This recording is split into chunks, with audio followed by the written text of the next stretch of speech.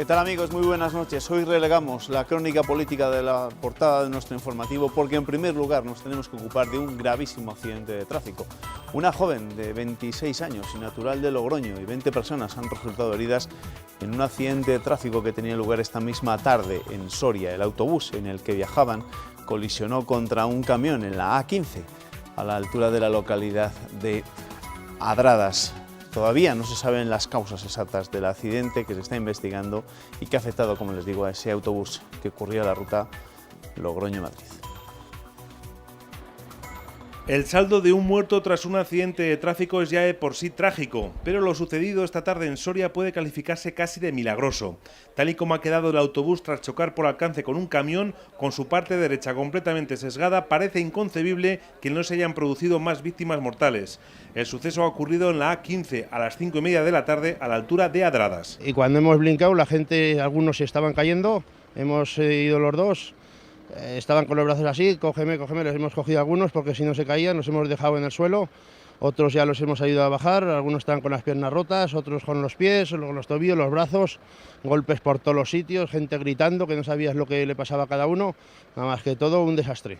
Además de la joven fallecida, vecina de Logroño, otras 7 personas han resultado heridas graves. El resto, de menos consideración, hasta 43, han sido atendidas en el hospital de Soria. 3 han sido evacuados a Burgos en helicóptero. A falta de confirmación oficial, la causa puede estar en la escasa velocidad con la que circulaba el camión accidentado. La maniobra, pues ya habéis visto, si veis el impacto, está claro que ha encontrado un vehículo que circulaba a una velocidad bastante inferior a la que él llevaba y ahí se ha producido la colisión. Determinar quién es la responsabilidad, pues indudablemente os estoy dando un dato de que es un vehículo que circula. La reacción del autobús, pues lo que estamos hablando. Falta un poco investigar qué es la causa que ha llevado el accidente, y en eso estamos. El autobús de Alsa cubría la línea regular entre Logroño y Madrid. La zona donde ha tenido lugar el accidente es completamente recta. Un motorista de 34 años perdía la vida esta mañana en Ponferrada al chocar contra un coche. El fallecido estaba adelantando a 2 vehículos cuando uno de ellos giró hacia la izquierda. El impacto provocó heridas muy graves en el joven que fallecía una hora más tarde en el hospital del Bierzo. El accidente se produjo en la avenida de Portugal, en el casco urbano de la ciudad. Es el primer fallecido de las carreteras bercianas en lo que va de año. En este otro accidente ha resultado herida una persona, es el conductor de uno de los 2 camiones que han colisionado en la A62 a la altura de la localidad zamorana de Castrillo de la Guareña. Uno de los vehículos ardía tras el impacto y obligaba a cortar la autovía durante varias horas en un tramo de 8 kilómetros en sentido Valladolid.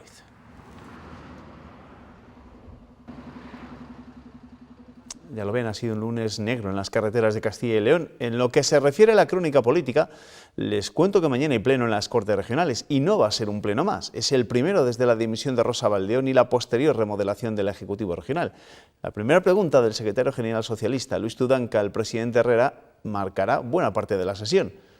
¿Da por zanjada la crisis del gobierno autonómico tras la dimisión de la vicepresidenta?, le preguntará el burgalés. En ese pleno también surgirá el debate sobre los efectos que puede tener una prórroga de los presupuestos regionales. La que parece ya inevitable prórroga de los presupuestos generales debido al bloqueo político podría congelar lo que cobran funcionarios y pensionistas. Es lo que teme el PSOE y por eso pedirá a la Junta que se implique y lo evite. No tienen por qué pagar la situación de bloqueo y la incapacidad y desde luego el intento de chantaje que trata de someter el Partido Popular. De otro pago, el de la Junta a sus proveedores, preguntarán tanto Podemos como Ciudadanos. En junio el gobierno regional tardó más de 90 días cuando el límite legal son 30. No es de recibo que desde las propias administraciones se estén incumpliendo la normativa. Esta es la forma que tiene el gobierno de Juan Vicente Herrera de ayudar a los autónomos y a las pymes. El grupo mixto, por su parte, pedirá que un colegio de Tordesillas cuente con enfermería para atender a un alumno con discapacidad, una petición que llega con polémica después de que el PP se mostrara en contra de su debate en pleno. El criterio que ellos usaban, que es que no se debe particularizar en el pleno, es un criterio que ha sido vulnerado por ellos mismos. Mientras los populares pedirán que la FP Dual llegue a los nuevos ciclos formativos de protección civil. Se dan las condiciones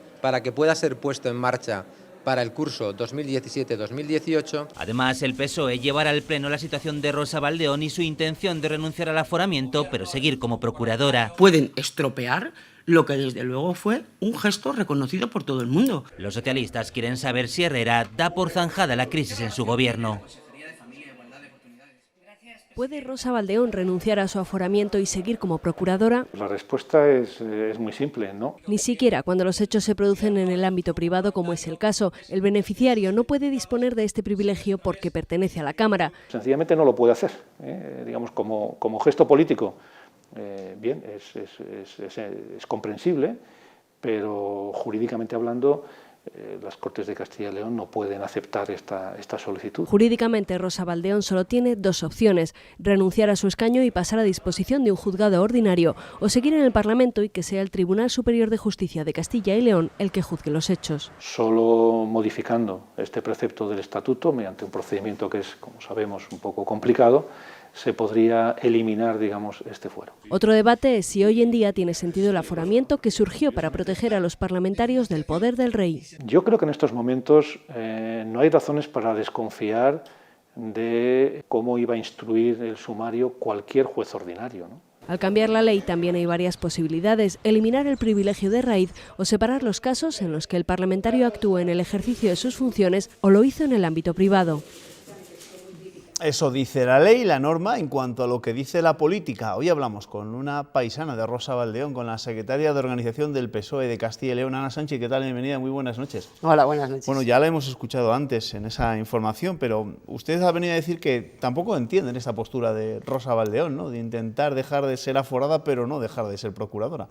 Tengo la percepción de que no la entiende casi nadie, porque fíjese, es verdad que ante unos hechos muy graves, conocidos hace ya unos días, Rosa Baldeón tomó una decisión muy rápida, bueno, pues fiel a la trayectoria que ella ha presumido tener, ¿no?, cargada de una importante ética en la vida pública, y decide dimitir de sus cargos en el gobierno regional, ¿no? Por tanto, todo el mundo le reconoció la rapidez y la dignidad en ese gesto. Sin embargo, está trasladando un mensaje a los ciudadanos de Castilla y León complicado de entender si finalmente decide mantener su escaño en las Cortes de Castilla y León, es decir, asumo responsabilidades con Juan Vicente Herrera, al que le debo lealtad, pero no a los ciudadanos de Zamora, de Castilla y León, a los que represento en el Parlamento regional, salvando las distancias, un debate que también está abierto en este momento en el caso de Rita Barberá, ¿no? Son dos casos absolutamente distintos, pero Rita Barberá decide darse de baja en el Partido Popular, al que le debe explicaciones, y no a los ciudadanos de Valencia que la ponen en el Senado.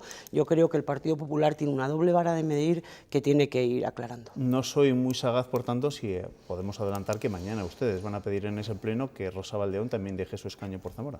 Nosotros, desde luego, vamos a hacer lo que hemos hecho desde el primer momento, y es ser absolutamente respetuosos con la decisión de Rosa Baldeón, pero es verdad que por coherencia nos parece que lo lógico sería renunciar al escaño.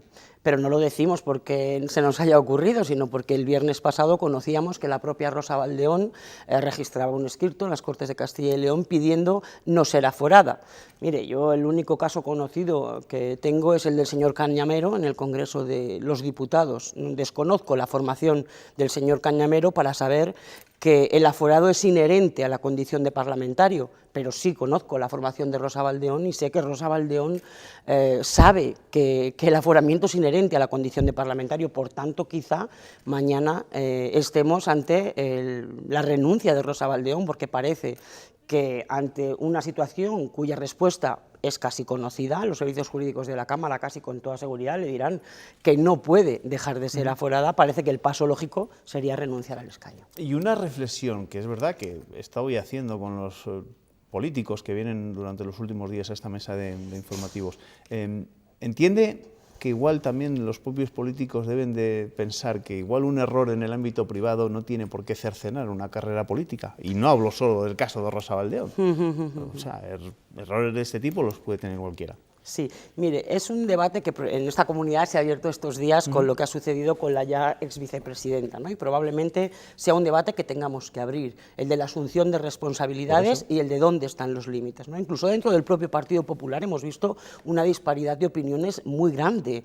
Desde el Partido Popular de Zamora se le exigían un nivel de asunción de responsabilidades a Rosa Baldeón que no se aplican en el Partido Popular de Zamora, donde tienen en sus filas y en sus cargos públicos a imputados. Efectivamente, hay hay dos momentos, ¿no? O dos escenas distintas, la que tiene que ver con la gestión de lo público y la de la vida privada, pero es verdad que cuando uno es representante de los ciudadanos lo es las 24 horas al día y los 365 días del año, y se habla de los privilegios de los políticos, cosa que a mí no me gusta hablar, pero también de las muchas obligaciones que tenemos, entre ellas la ejemplaridad. La trayectoria de Rosa Baldeón, a la que, mire, yo conozco y además estimo, no tengo ningún tipo de problema en decirlo, como zamorana hemos trabajado desde la diferencia ideológica juntas muchas veces, es una mujer que ha puesto el listón de la ética en política muy alto y, por tanto, nosotros desde el primer momento casi sabíamos que asumiría responsabilidades en base a ese listón tan alto. Por eso no comprendemos cómo ese comportamiento digno, reconocido por todos, parece que pudiera ser estropeado con ese apego al escaño que parece que en este momento tiene y que yo espero que mañana no se confirme. Bueno, mañana veremos exactamente qué es lo que pasa en ese pleno. Ya saben que la dimisión de Rosa Baldeón de sus cargos en el gabinete de Juan Vicente Herrera ha obligado a remodelar este Ejecutivo. ¿Cómo valora Ana Sánchez este nuevo gobierno, estos cambios en el gobierno de Juan Vicente Herrera? Ya le veo que ha puesto un gesto como que lo de nuevo gobierno... Es que no tiene es mucho decir, usted, ¿no? Porque yo esta mañana lo decía, es una remodelación del gobierno sectaria, endogámica, donde todos valen para todos, quítate tú que me pongo yo. Juan Vicente Herrera lleva haciendo nombramientos con las mismas personas durante demasiados años ya. Yo le explico. La pregunta es, ¿no tienen cantera en el Partido Popular? ¿No hay relevo? ¿Qué pasa en el Partido Popular de Castilla y León? ¿Por qué se comportan como los anticapitalistas? Y antes le ponía el ejemplo de Cañamero, pero ¿no tiene de verdad Juan Vicente Herrera cantera? ¿O Juan Vicente Herrera hace tiempo que ha decidido ausentarse de las decisiones que tienen que ver con esta comunidad autónoma y con el propio gobierno regional, donde, con toda honestidad le digo, desde luego pareciera que quien se ha impuesto es quien parece que lleva mandando durante los últimos 15 años, que es el recién elegido vicepresidente de la Junta de Castilla y León? No, le preguntaba por lo de sectaria, ¿no? No sé si es...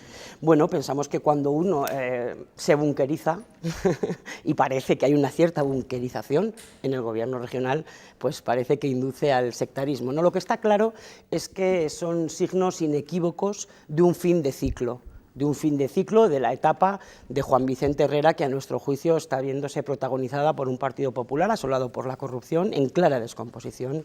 Y desde luego, si Juan Vicente Herrera ha tenido ganas de marcharse en algún momento, como parece que todas las tertulias hacían ver, se lo están haciendo pasar largo y agónico este fin de ciclo que a todas luces se produce ya en nuestra comunidad autónoma. Sobre un asunto que también afecta al Partido Popular, pero sobre el que usted también se ha mojado esta misma mañana, parece que es más de Ángel Ibáñez como sustituto de Carlos Fernández Carriego al frente de la portavocía del PP en las Cortes.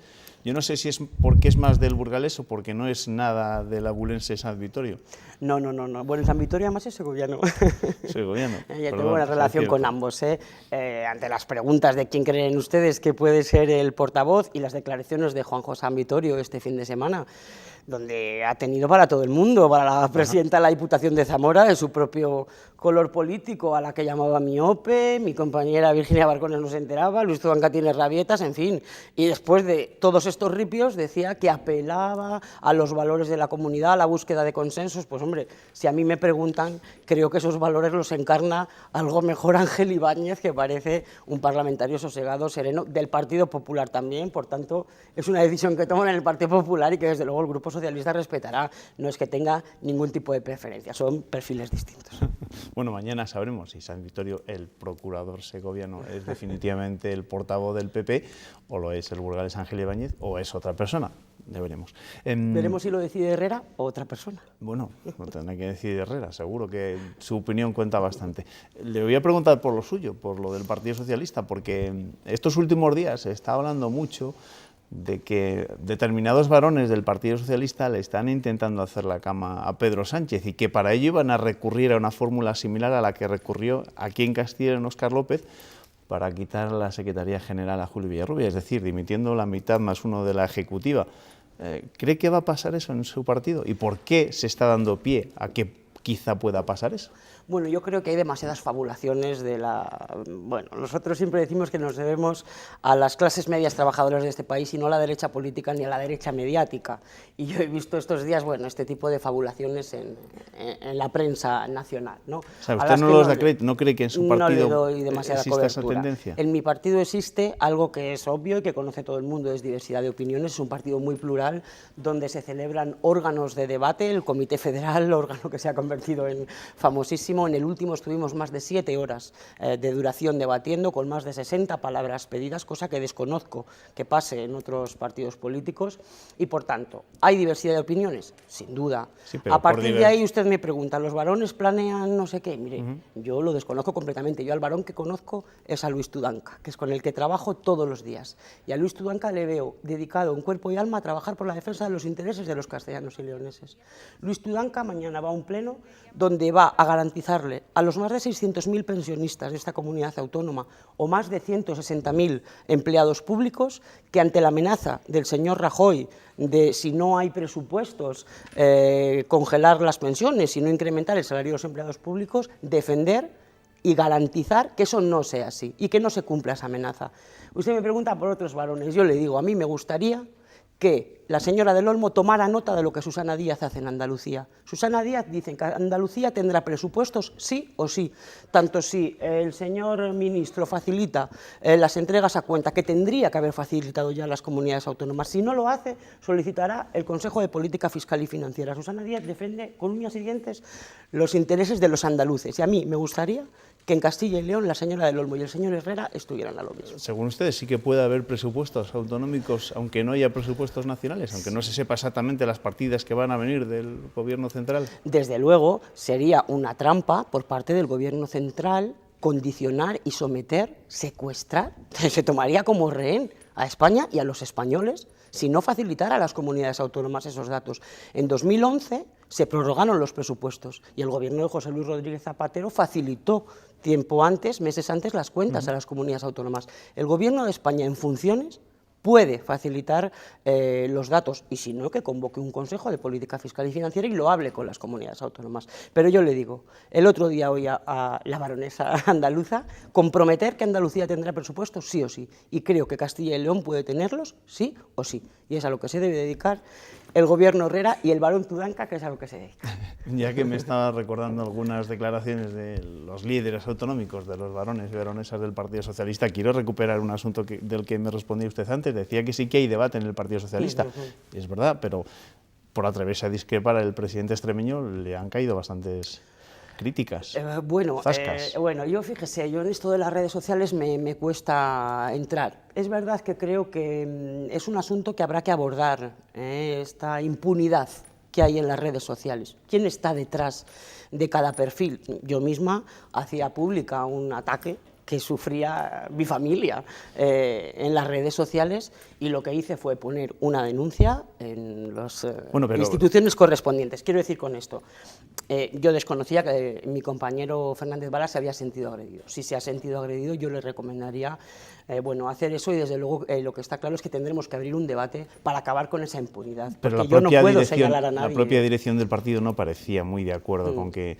Guillermo Fernández Vara se atreviera a pedir la abstención de su partido. Bueno, yo creo que todos nos hemos solidarizado con Guillermo si es verdad que ha sido atacado, porque todo el mundo tiene derecho a opinar lo que quiera.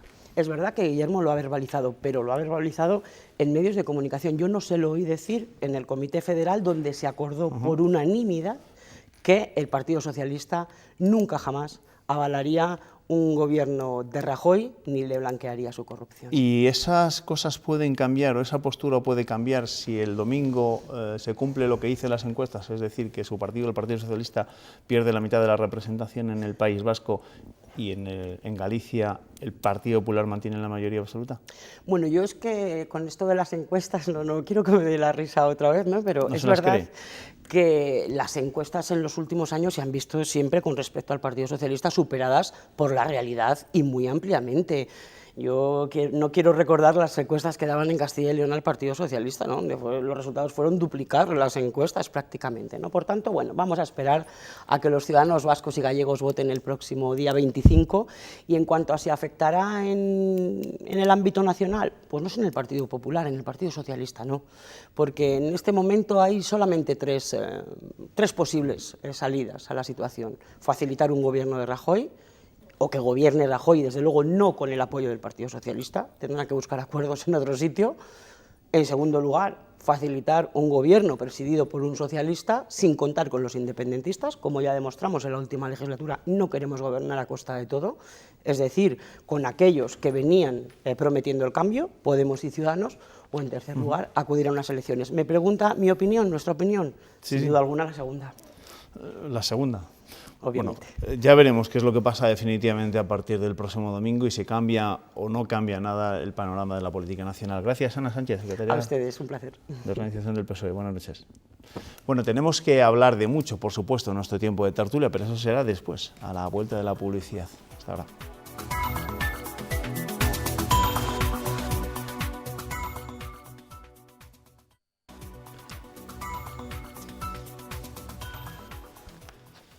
Llega ya el momento de leer la prensa y después de analizar con nuestros tertulianos lo que ha dado de sí esta jornada. Esta noche me acompaña Sonia Andrino. Sonia, ¿qué tal? Bienvenida, muy buenas noches. Muy buenas noches. Tiempo a que no te veíamos el pelo por aquí.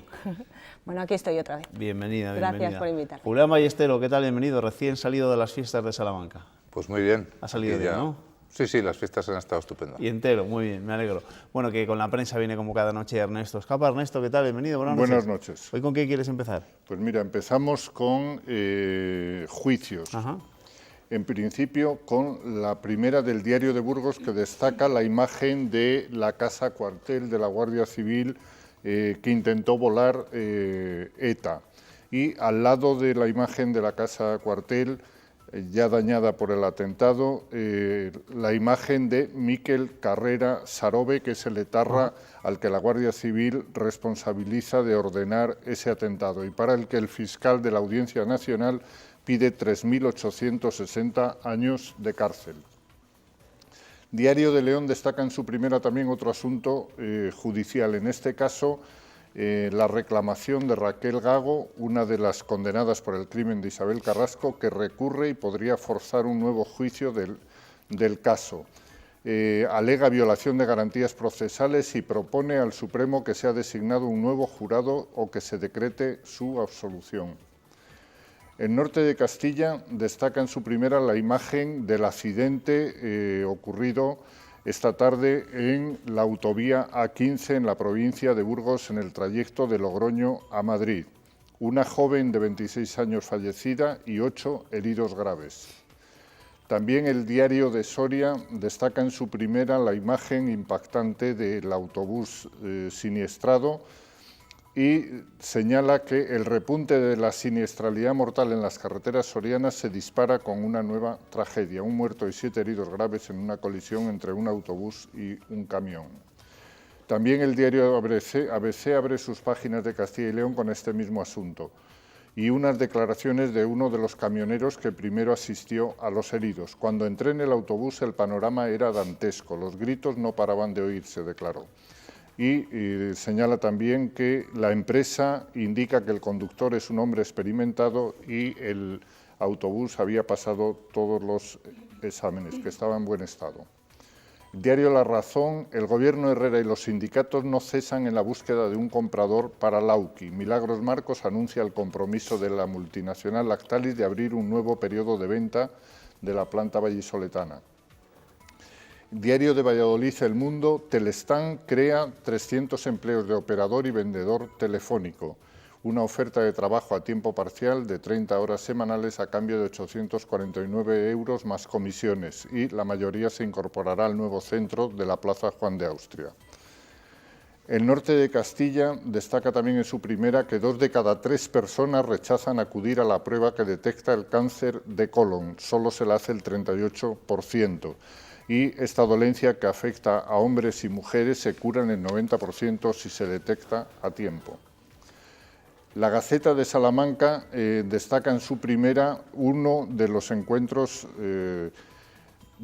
organizados por el periódico Por la Gaceta, en este caso con Víctor de la Concha, el director del Instituto Cervantes, y también con la decana de la Universidad Pontificia de Comunicación, Asunción Escribano, y nuestro acompañante Julián Ballestero, director de la Gaceta, que estuvieron compartiendo la necesidad de ese esfuerzo común para crecer en la enseñanza del español.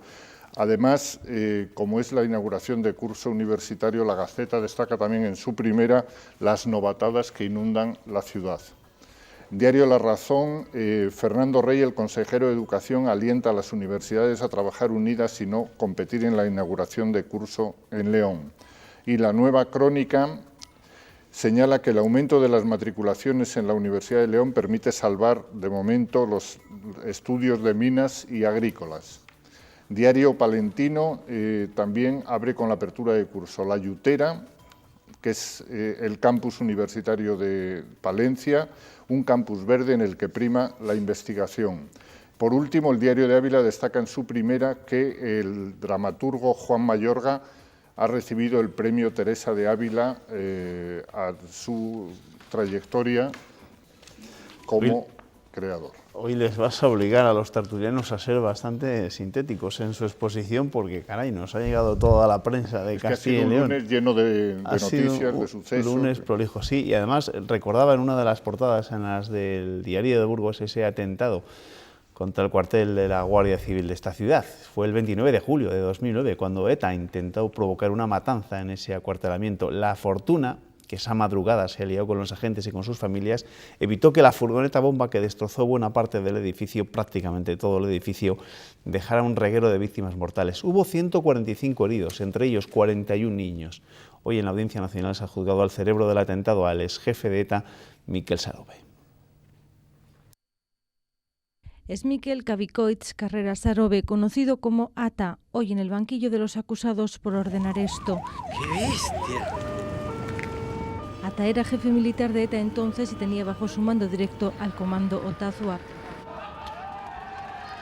con el que se reunió en Francia y que una vez en Burgos perpetró el atentado. 700 kilos de amonal en una furgoneta que les suministró el propio Sarobe y que aparcaron en la trasera del cuartel donde vivían 263 personas. Fue un milagro que no muriera nadie. La furgoneta estalló a las 4 de la madrugada, según el escrito de la acusación, para causar el mayor daño posible. Sarobe se enfrenta a 3.800 años de cárcel, 24 por cada uno de los 160 asesinatos en grado de tentativa, tantos como heridos, de ellos 41 niños.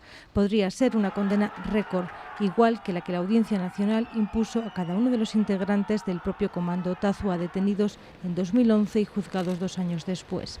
La sentencia hizo entonces especial hincapié en la magnitud del ataque.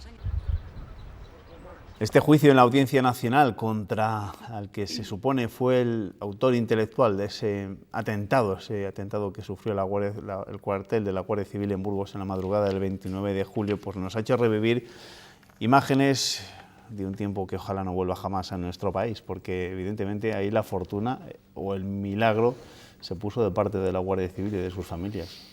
Sí, o el ángel de la guarda, ¿no? Sí, que totalmente. Que hay. Es verdad que afortunadamente no pasó nada, pero ETA está clarísimo que buscaba una masacre que afortunadamente no consiguió. Es verdad que podíamos hoy estar hablando de otra cosa. Por fortuna no hubo heridos, lo decía además la pieza, y tú hablabas de fortuna también. Pero bueno, la suerte estaba ese día de cara y se podía haber preparado, la verdad, una gran masacre. Sí. Sí, me llama la atención esos 3.400 años que piden para Ata, para el que entonces era... Que ya tiene 2 cadenas perpetuas, por cierto. En Francia, sí, tiene pendientes 2 cadenas perpetuas en Francia. Mejor que lo mandemos a Francia porque igual allí las cumple. Porque aquí en España los 3.400 se le puede quedar en 17. Y estamos viendo además en estos meses que siguen saliendo, cada mes sale algún etarra de los más sanguinarios que con 20 o menos años han cumplido condenas de cientos y de miles de años.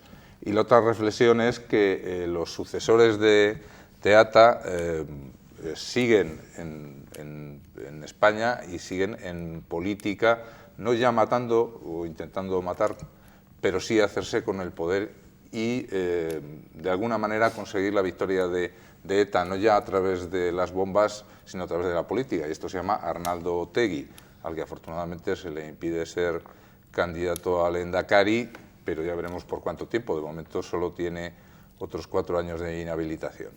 Bueno, si me permites una cosa, son las cosas de la justicia, ¿no? Y a raíz de la reflexión que hacía Julián, esto fue, si no me equivoco, hace 7 años. En 2009, 7 años, en 2009, 7 años han pasado para que se empiece a juzgar un caso como este, que nos tendría que hacer también reflexionar sobre la agilidad de este tipo de casos, porque es verdad, además del montante de 3.000 y pico años, que cuántas vidas no necesitará o necesitaría para cumplir toda esa pena, pues bueno, que al final, yo que sé, en determinados casos se debería ser mucho más ágil, ¿no? Bueno, este fue uno de los últimos atentados de la banda terrorista ETA, pero recuerden que a los pocos días de atentar contra la casa cuartel de la Guardia Civil, ETA también mataba, en este caso, 2 guardias civiles en Mallorca, uno de ellos precisamente también un paisano nuestro, un guardia civil burgalés. Cambiamos de asunto. El 30 de septiembre, en solo 11 días, expira el plazo de cierre de la factoría de Lauki en Valladolid, que está fijado así por la multinacional Lactalis. La plantilla, los sindicatos y el gobierno autonómico sostienen que hay alternativa, que hay compradores. Hoy se ha reunido la Fundación Anclaje para analizar qué medidas pueden tomar y para volver a pedir a Lactalis que les dé más tiempo. La multinacional se cierra en banda. Este mismo lunes ha vuelto a decir a los sindicatos que no habrá prórroga posible. La Junta intentará una reunión con Lactalis para que continúe con la actividad industrial en Valladolid a toda costa. No nos interesa judicializar el procedimiento, nos interesa mantener la actividad empresarial en Valladolid. Entonces vamos a agotar todas las vías del diálogo, como no puede ser de otro modo, para poder conseguir este objetivo. Viendo que las negociaciones no tienen buena pinta, ya hay trabajadores que han aceptado un nuevo puesto en otra fábrica del grupo fuera de Castilla y León. Muchos de nuestros compañeros, nuestros ciudadanos que están dentro de la empresa Lactalis, dentro de ese acuerdo social, a día de hoy tienen su nuevo hogar en distintas zonas nacionales y algunos de sus hijos o de niños están ya matriculados en distintas ciudades a nivel nacional. Aseguran los sindicatos que ese proceso de venta que firmaron ha sido un teatro y lucharán hasta el final. Hace como que vende y luego no vende, no pasa nada, los trabajadores se van y nos olvidamos. Nosotros eso no lo vamos a hacer. Aquí hay una responsabilidad que la empresa tiene que cumplir. Este martes los grupos parlamentarios firmarán en las Cortes un manifiesto para que el Lauki se mantenga en Valladolid. Además, el sábado se llevará a cabo una manifestación por la ciudad para insistir que se amplíen los plazos de negociación. Bueno, Lauki, que es noticia estos días, porque ya les decía que dentro de 11 días acaba el plazo dado por Lactalis para cerrar definitivamente la planta de Valladolid. ¿Y vosotros qué creéis? ¿Que hay alguna esperanza que a Lactalis, a sus responsables, se les ablandará el corazón o no? Yo creo que no. Yo creo que no, y esto además pone sobre la mesa precisamente eso, como determinadas multinacionales creo que no tienen corazón para que se le ablanden, y este es un caso. Es verdad que no se puede meter a todas en el mismo saco, que tenemos casos también muy cerca de multinacionales que sí, que actúan de otra manera, pero en este caso está clarísimo que esta multinacional Lactalis ni tiene corazón ni se le espera, como dicen, ¿no? Y además yo en este caso reflexionaría sobre una cosa, y es en la concesión de ayudas por parte de las administraciones a este tipo de multinacionales, si se está haciendo bien o no se está haciendo bien, porque al final, después de ayudarles durante una cantidad de tiempo, el que sea, cierran la puerta y aquí si te he visto no me acuerdo. Quizá deberíamos también reflexionar, y para el nuevo consejero de Empleo puede ser también una tarea pendiente, para ver cómo se conceden esas ayudas, de verdad si hay que concederlas, y en el caso de que no se cumplan los compromisos, pues chico, que las devuelvan. Julián. Sí, bueno, de hecho la política del gobierno regional ha ido cambiando a través de los tiempos. Hace unos años lo más habitual eran las subvenciones para la instalación de empresas, eso se ha visto que no es operativo, y ahora a mí me parece bien que haya ahí un intento de apoyo institucional para que se quede Lauki. De todas maneras, yo soy muy escéptico, porque si una multinacional ha decidido llevarse la fábrica de aquí, pues va a ser muy difícil, complicado, ¿no? Y tampoco sería bueno que la Junta o el Ayuntamiento se volcaran poniendo fondos de todos los castellanos y leoneses para que un empresario se quede, porque al final lo que dice Sonia es verdad, se quedan con el dinero, aguantan un año y al final pierdes el dinero y el empleo.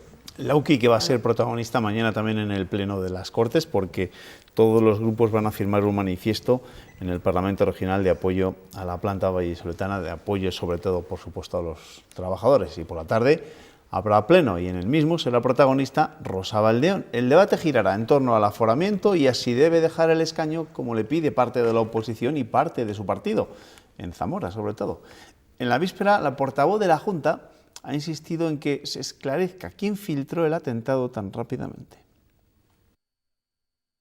Saber por qué se ha dado se ha producido este hecho tan inusual, ¿no?, de que un atestado se conozca antes por los medios de comunicación que precisamente por quienes tienen y son causa, están personados lógicamente en ese proceso.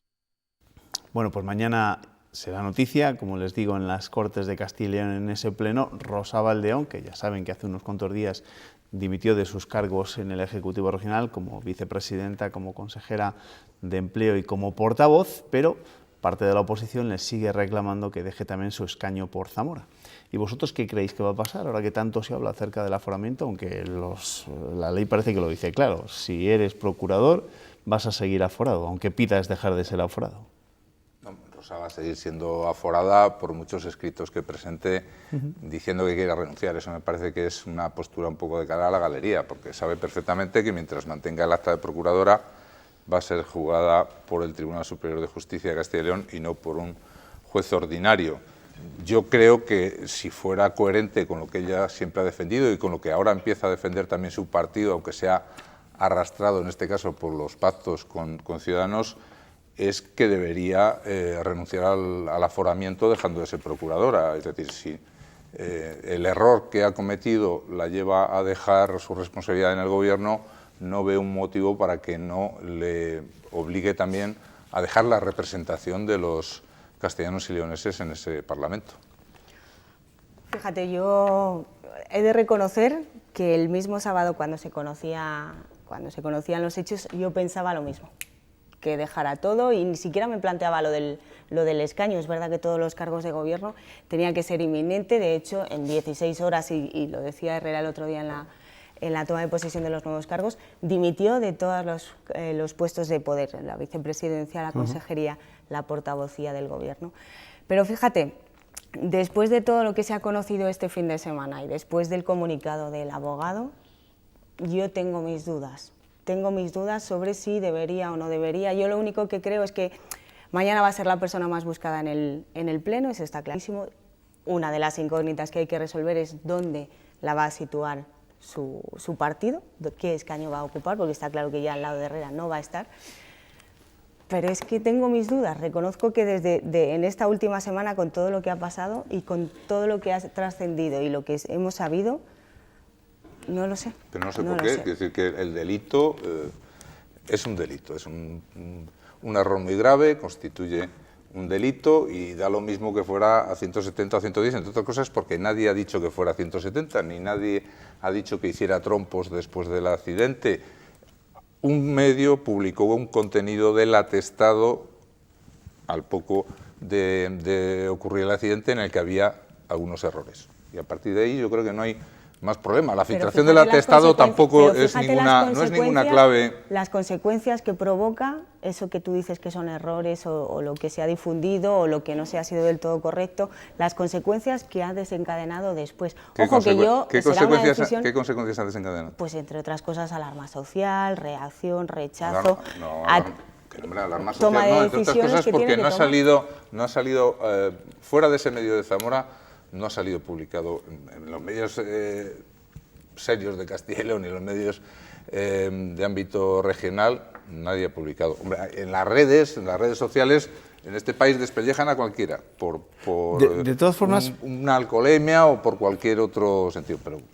Y quizá, os voy a trasladar una pregunta que quizá pueda parecer ingenua, ¿no?, a estas alturas donde todo lo que tiene que ver con la política es sospechoso, pero... ¿no nos tenemos que fiar de los jueces, en este caso del TSJ, que son los encargados de juzgar a los procuradores, ni los del Supremo, que serían los encargados de juzgar a senadores y diputados nacionales? Es decir, ¿tenemos que sospechar de ellos, de que no van a ser ecuánimes?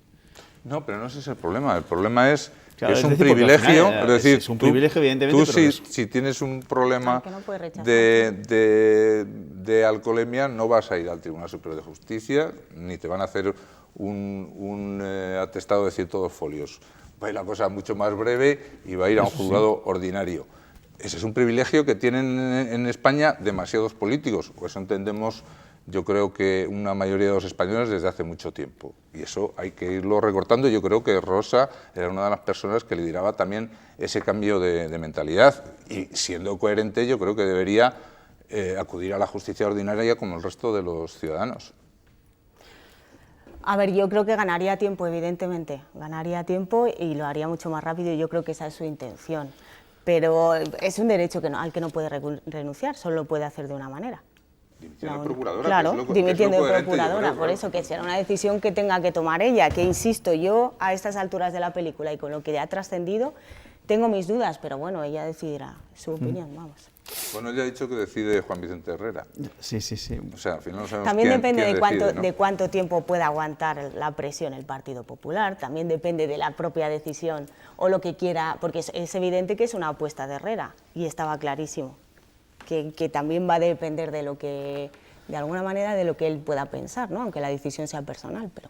Bueno, mis pepitos grillos particulares me dicen que, hombre, ¿por qué no me hago la pregunta al revés? ¿Por qué no se fían los políticos de que les juzgue un juez normal, como el que nos juzga a cualquier ciudadano de a pie? En fin, es un debate del que no tendremos o tendremos ocasión de volver a hablar en nuestro país porque está ahí al pie de la calle y seguro que cada día tenemos un caso diferente para hablar del dichoso aforamiento de los políticos. Vamos a cambiar de asunto porque mañana tendremos que hablar bastante de ese pleno y de lo que pase, de lo que va a pedir, por supuesto, la oposición o parte de la oposición a Rosa Baldeón para que también deje su escaño, pero os recuerdo que llevamos, ¿cuántos días? 200 y muchos días con un gobierno en funciones. 45 pueden ser. Y esto no se va a aclarar. ¿Creéis que se va a aclarar después del 25S, como piensan algunos, como dicen algunos? El 25S, ya saben que están las elecciones vascas y las elecciones gallegas, y que en función de esos resultados más de uno se va a tener que pensar su no.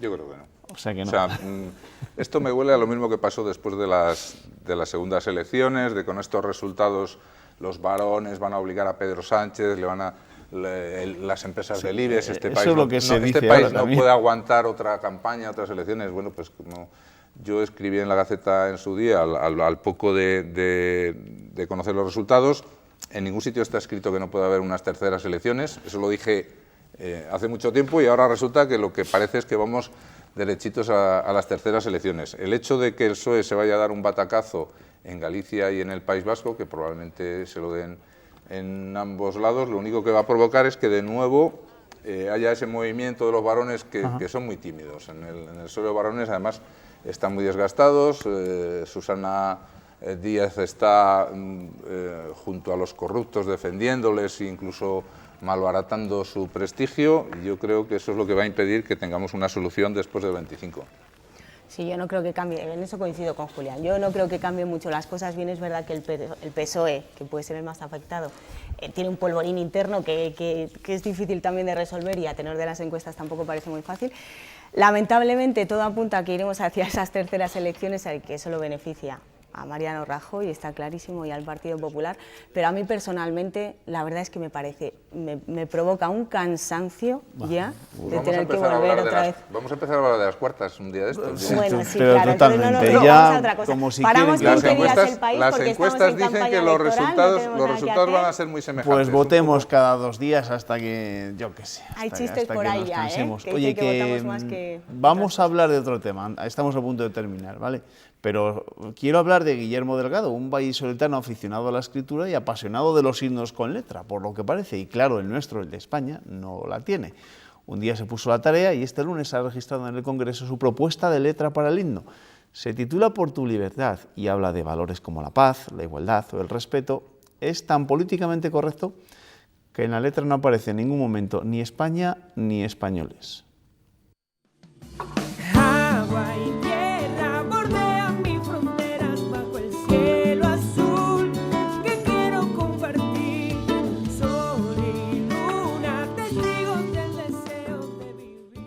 Bueno, vosotros ¿Vosotros sois de letra en el himno o estas cosas os parecen prescindibles? Es muy difícil y no están los tiempos para aprenderse más canciones. cosas. No, es que evidentemente, si ves la letra, ves que cada palabra, cada adjetivo ha tenido que ponerla con calzador para no herir sensibilidades, ¿no? Que caray, tenemos la sensibilidad a flor de piel. España si es algo, porque si es nada, pues entonces ya no merece la pena ni cantar. Agua y tierra y el sol azul, el cielo azul. Gracias, Sonia. Gracias Julián. Feliz vuelta a Salamanca, que me has comentado que has venido, estaba la carretera cortada, ¿no? También por otro accidente de primera hora. Un par de accidentes. El de los camiones. Vaya tarde. Ernesto, aquí te espero mañana, ¿vale? Hasta mañana. Hasta mañana. Nosotros nos vamos. Les dejo, o mejor dicho, ya saben que a partir de las 7:30 Pilar Ruiz les contará cómo se despierta este martes Castilla y León. Nosotros volvemos, como siempre, al filo de la medianoche. Gracias, amigos. Que descansen.